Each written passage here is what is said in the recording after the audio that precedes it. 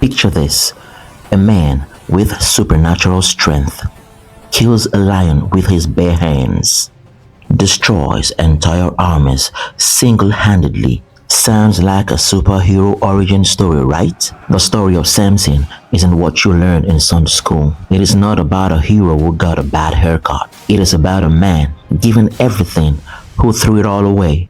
A man whose greatest enemy wasn't the Philistines, it was himself. We are uncovering the real story of Samson. Today, the violence they edited out, the pattern of addiction, the warnings he ignored, and the terrifying moment when God's presence left him. He didn't even notice.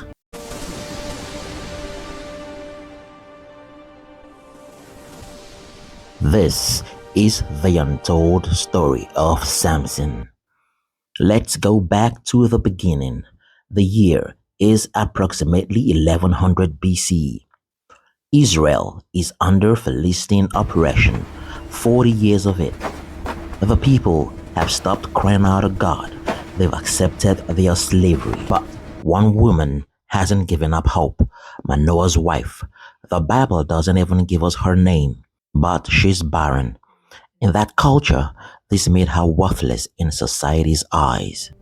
Then one day, an angel appears to her, not just any angel. This is described as the angel of the Lord, which many scholars believe is a pre-incarnate of Christ himself. You will conceive and give birth to a son.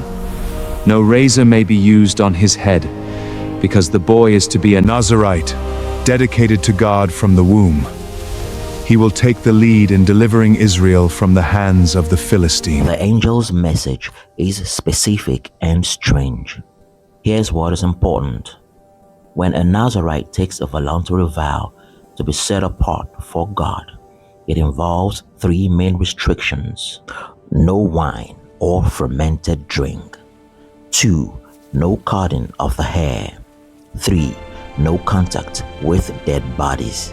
But Samson, he didn't choose this. It was forced on him from birth, and here's the dark foreshadowing. He would break all three of these vows repeatedly throughout his life.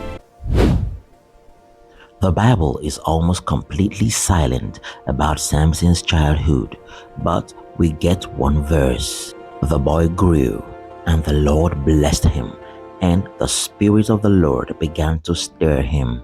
But think about what this means. Samson grew up knowing he was different, set apart, destined for greatness. He had supernatural strength that could manifest at any moment. Imagine being a child who could accidentally hurt or kill someone just by losing your temper. Imagine never being able to play rough with other kids, never fitting in. This is where Samson's isolation began, and isolation, as we'll see, becomes his greatest vulnerability. The first time we hear Samson speak as an adult, he's 20 years old, and his first recorded words: I have seen a Philistine woman in Timnah. Now get her for me as my wife. He never said, I met someone special, not may I court her, but get her for me, she pleases me. Red flag number 1, entitlement and objectification. His parents are horrified. Isn't there an acceptable woman among your relatives or among all our people? Must you go to the uncircumcised Philistines to get a wife? This wasn't just about cultural differences.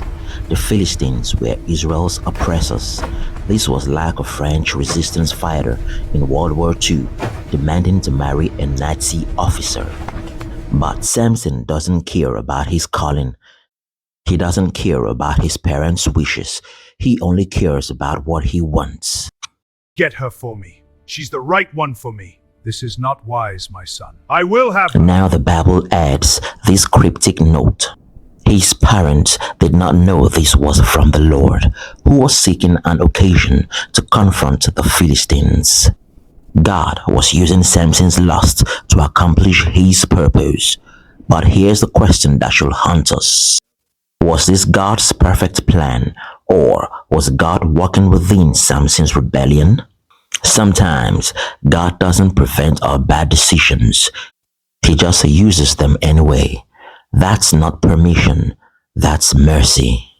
But this decision will set off a chain of violence that wouldn't end until Samson's death.